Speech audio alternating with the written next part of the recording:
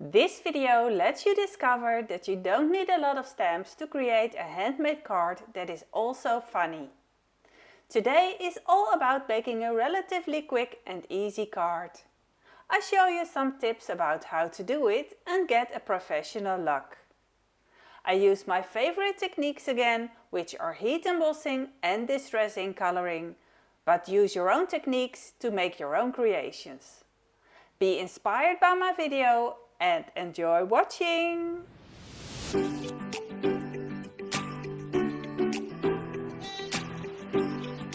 Hello, it's Sis Volk! Time to enjoy card making with me! Today I will use this funny chicken for a new Christmas card. This is my most favorite stamp set in the Carla Creates Christmas release by Vasen Creative. You saw me use it before. These chickens are so funny. Are you chicken me? This time I will use the chicken that looks like it is bouncing. So that gave me the idea to have it jump in a pile of Christmas bubbles. In this Christmas stamp set are small bubbles that I plan to use for it. As a variation, you could also take one big bubble and have the chicken bounce on the big one. Or you can let him sit on it or slide off. I decided to stamp a lot of tiny Christmas bubbles all scattered around in a pile and have the chicken jump in this pile of bubbles. For an extra jumping effect, I will use the Action Wobbler, my favorite and most used die so far. It is from the Guinea Pigs die set collection. The red paper matches perfectly with the color Lumberjack Plate from Ranger ink. I will be using that paper for the base card and the red ink for the coloring. I use watercolor paper from Florence nowadays. It is perfect for card making, smooth white and 200 grams. This set comes in a pile of 100 sheets of A6 paper, so perfect for stamping and coloring images or card bases that needs a lot of water-based inking. The clear stamp clings easily and firm to a clear block. I prep the paper with an embossing pouch. Then I ink the stamp with VersaFine Onyx Black ink, my favorite ink for stamping crisp lines and do heat embossing. Ink the ink pad on the ink. That way you keep your fingers clean and it also helps to not get a very thick layer of ink on the stamp. If you add ink the other way around, you tend to press too hard, and to get a nice crisp line, you want to prevent getting blobs of ink on the paper. Press evenly and keep the clear block flat. Only press on the places where the clear stamp sits on the clear block. And lift the clear block straight up when you remove the stamp from the paper. To make the watercoloring some easier, I will heat emboss this stamp with clear embossing powder from Ranger. This powder sticks to the wet impression and melts when heated with a heat tool. The melted embossing powder gives the impression a luxurious shiny effect and has the added advantage of creating raised edges, which are very useful when coloring.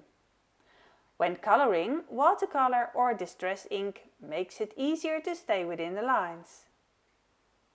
I love to color with distress inks.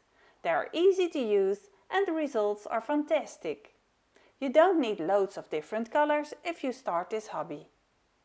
I'm using a laminated sheet of paper that I use as a palette for my ink to color the image.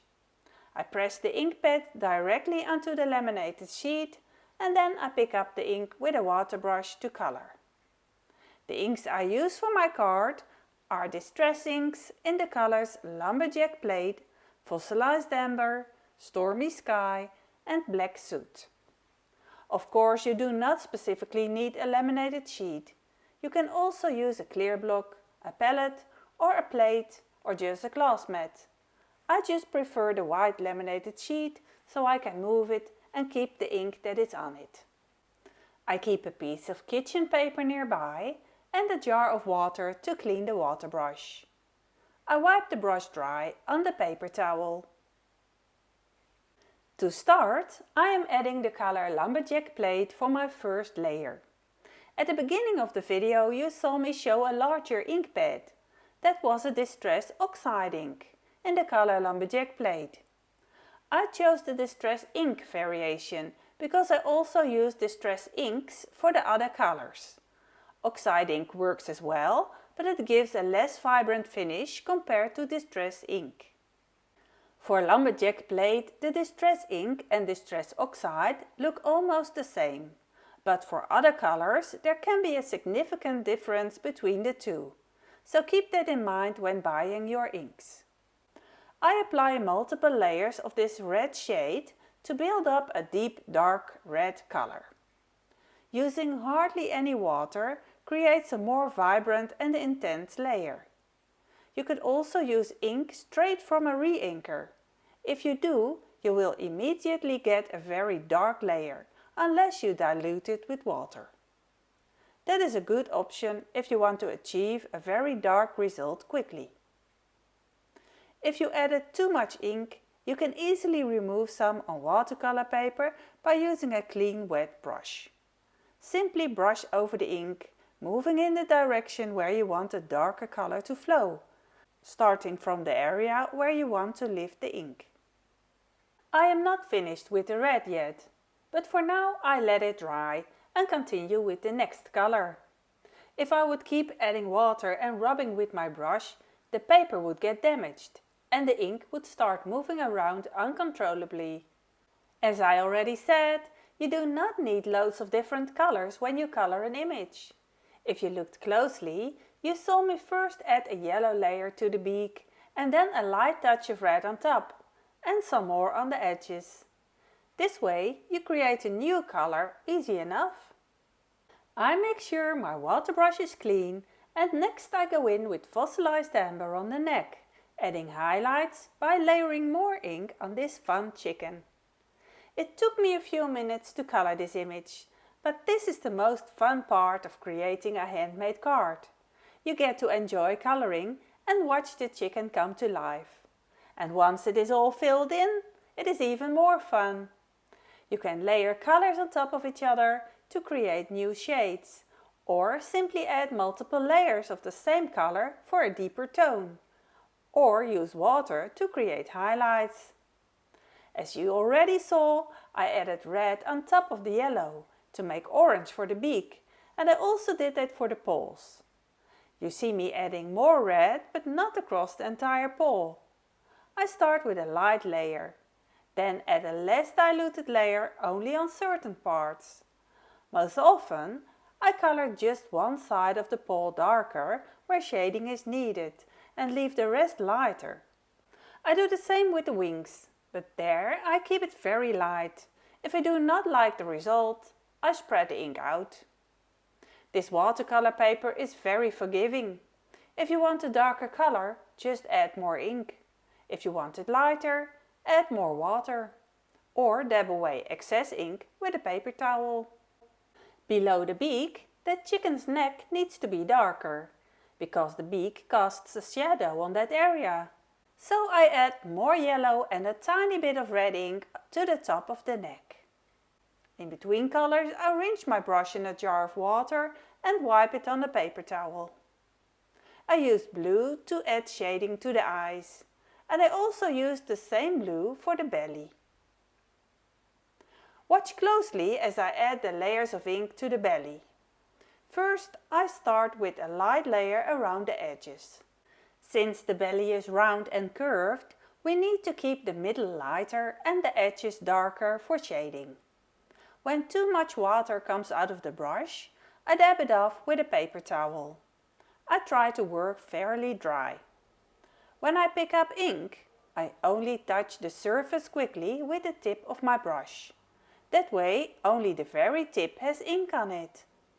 Because I do not swirl the brush in the ink, there will be no puddles of water, and the ink on the palette will stay undiluted.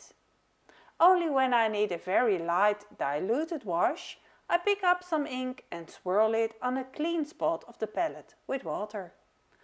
Now with just a little ink on the tip of the brush, I add color to the darker areas first, and then spread it out towards the lighter areas. Sometimes I dip the brush in clean water to help blend dark ink into light ink. I often use small circular movements, working the ink into the paper. I switch colors whenever a layer needs to dry before adding another one on top. Here you see me add extra red to the chicken's paws as well as the wattles and comb to give them more definition. After that I go back to the blue and once again start at the edges, adding more color. I make dabbing motions. Honestly, I'm not even sure why, it just happens naturally. Much of it is automatic, but I really enjoy explaining it to you. I think I do this because at the edges you need to color very precisely and you do not want to apply too much water. By carefully adding small dots, you get a lot of pigment but very little water in those tiny spots. Later I can soften those dark edges with a touch of clean water. I can also erase color that I have already applied by going over the ink with a clean water brush and then lifting it off with a piece of kitchen paper. On Carla's stamp designs you will often see small dots in the illustration. These dots are typical for Carla's style and they really help with coloring. They indicate where shadows are needed. Mostly I add a darker layer of ink on or just below those dots. It can feel scary, I know, but remember, you can always lighten or erase excess ink with clean water. Only add a new dark layer on paper that is fairly dry. Otherwise the darker ink will bleed, and for this pattern we do not want that. So I keep adding darker spots of ink around and beneath the tiny dots. At the edges they are darker and smaller. Towards the middle they are lighter and more blended. But I do not work very precisely here, and I do not overthink it. Coloring animals is easy. No fur or feather is ever the same, and they are never perfect. So do not worry about the result, or even about the exact color. This is really about having some time for yourself, to relax and to create something fun to send to someone you care about. And honestly, whether the coloring is perfect or not, no one can resist the playful Carla Creates stamp. Adding a light layer of black gives the chicken much more contrast. It can feel like the scariest step, but it is also the most rewarding, because this is when you really see definition appear. Using the same technique, but now with black soot ink, I add tiny dots around the stamp dots on the chicken's belly. I try to place the black dots carefully, either right on top or just beneath the stamp dots. The blue dots, or as we now see them, the blue half moons, shine through from underneath. Again, the dots are more concentrated and darker at the edges, and lighter and thinner as they move toward the center. I could keep adding more layers and shading forever, but at some point it is time to stop. So I let everything dry completely before I move on to cutting. I roughly cut the chicken out and I decide to leave a thin white border around the image. That is just my personal choice. I like how it makes the chicken pop forward. Of course, you could decide to cut right up to the lines instead, especially if you colored outside the lines and cannot remove it with water or a white marker. On the same smooth white watercolor paper, I will prepare the card panel. My idea for this card is to have the chicken we just colored bouncing on top of a pile of bubbles. For that we just need to stamp a lot of bubbles. I place the small bubble on a small clear block. I prep the paper with an embossing pouch, although it is not really necessary on new smooth watercolor paper. I ink the stamp with VersaFine Onyx Black ink, the same ink that I used for stamping the chicken. I try to imagine where the bubbles should go. I stamp randomly, but I make sure to turn the stamp in different directions, so it looks as if they have fallen in all directions. I also stamp bubbles closer together in the middle and leave more space towards the sides. This gives the impression that the bubbles bounce away when the chicken jumps into them, if you understand what I mean. Having that small bubble stamp on a small clear block makes stamping easier and also helps to keep the impression straight. If I had placed it on a large clear block, I would definitely end up stamping half bubbles or getting uneven impressions, with a thick line on one side and a thin line, or even no line at all, on the other side of the bubble. If you make a mistake and miss a line on a stamped bubble, you can still draw the missing line with a fine liner. If you stamp partially on top of another bubble, it usually does not look very nice. You could try to cover it up with a white acrylic marker though. We also need a text on this card. If you place the text on a smooth surface and pick it up with a clear block, your stamp is positioned straight in one go. "Are you chicken me" is the perfect text of course for this card. Hilarious! When stamping, I take notice of the lines on the clear block and measure an even distance on both sides to align the stamp in the middle. The line on top of the clear block has to be even with the border of the paper. I also heat emboss the bubbles and the text on top, so they match the rest of the image. As soon as I'm done stamping, I clean the stamps and place them back on the acetate sheet so I do not lose them. I grab the palette again that still has the Distress ink colors on it, and I use the red ink with a thin water brush to color the bubbles. I only color a half moon shape in each of the bubbles as a first layer. It does not have to be a perfect moon either, just quickly a few strokes in each tiny bubble. When the amount of ink on my palette starts to run out, you notice that the color becomes lighter. When all bubbles have some color, I wet my brush and go in with a second layer with only water. I now wipe the ink from dark to light, still doing it quite messy.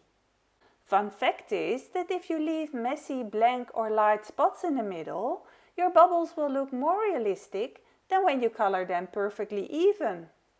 The white spot in the middle will give a glow and sparkling effect, which emphasizes the shine of a Christmas bubble.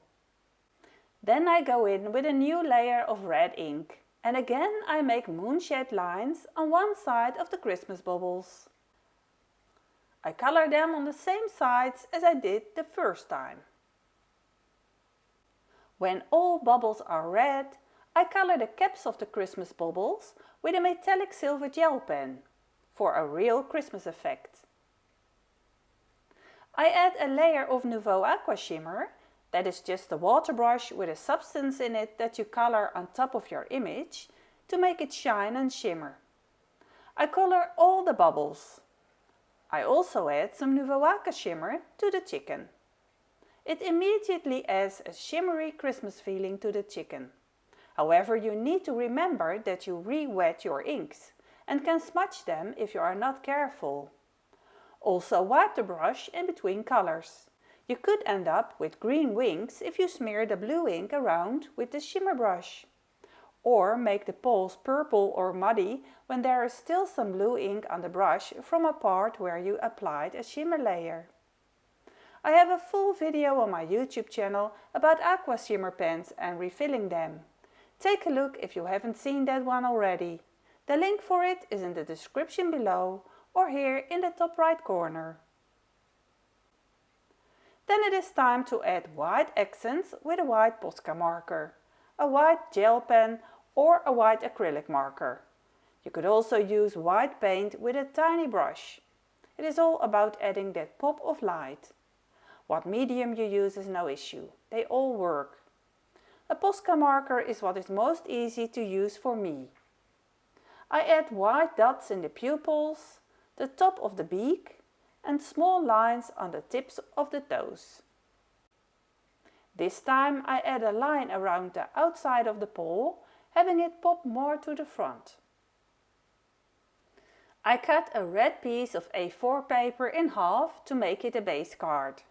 It is cut at 14.8 centimeters and scored at 10.5 centimeters. Because this scoring board has inches and no centimeters, it is slightly off. I use the edge to fold it straight and even. On the inside of this base card I will stamp and heat emboss Merry Chickmas, Happy New Year. I position the stamps on my work mat to have them aligned well and pick them up with my clear block. Then I do an extra check to see if they are aligned straight on the clear block. And when they are not, I pull them off and start again. Adding talcum powder with an embossing pouch is important for heat embossing with white embossing powder on colored cardstock. You will have white spots of embossing powder everywhere if you do not.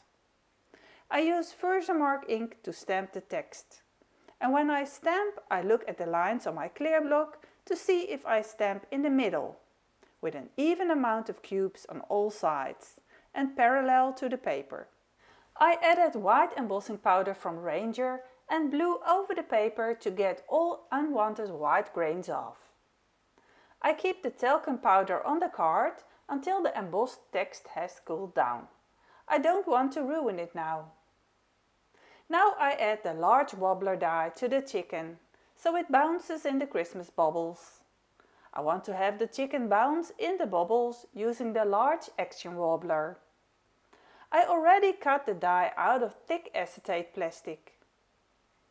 I measure how to stick the wobbler to the chicken and where the other end of the wobbler will have to be positioned to attach it to the card base.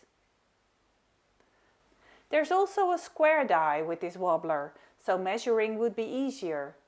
But since I want to adhere it as invisible as possible, I make a cut with a blade and carefully slide the wobbler into the opening. I turn it 3 times, so there is enough of the acetate on the back of the panel. That way the wobbler has more surface to hold on to, and the chicken will bounce securely without coming loose. I then stick the wobbler to the back of the paper with regular tape, making sure it stays in place, but also keeping it as invisible as possible from the front. I add 1 or 2 glue dots on the top of the wobbler to have the chicken stick well enough and have it bounce. I stretch the acetate of the wobbler a bit to get a larger wobble effect. Now I can adhere the chicken on the wobbler. If needed, I can still reposition it by carefully peeling off the glue dot. But the glue dot is very sticky and the chicken will stay in place well enough when wobbling. Once that is done, I can wipe away that white talcum powder from the inside of the card with a damp microfiber cloth. Then I adhere the white card panel on top of the red double-folded card base. Because we made a base card with a card panel on top, you don't see the action die mechanism that is now hidden in between. To bring back some of the highlights I removed while adding a thick layer of aqua shimmer, I draw new ones with a white Posca marker. So this is it for today. My funny chicken jumping in a pile of Christmas bubbles is finished. And now the card is done. I hope you enjoyed this video and you will give this idea and this technique a try. If you do, please share online and tag me #InspiredBySisVolk. I always love to see what you are making. If you are new here, please do subscribe and hit the bell to be notified when a new video is uploaded. I try to upload a new video each Monday. And there are a lot of older videos to binge watch if you need more inspiration. Thanks for watching! Bye bye!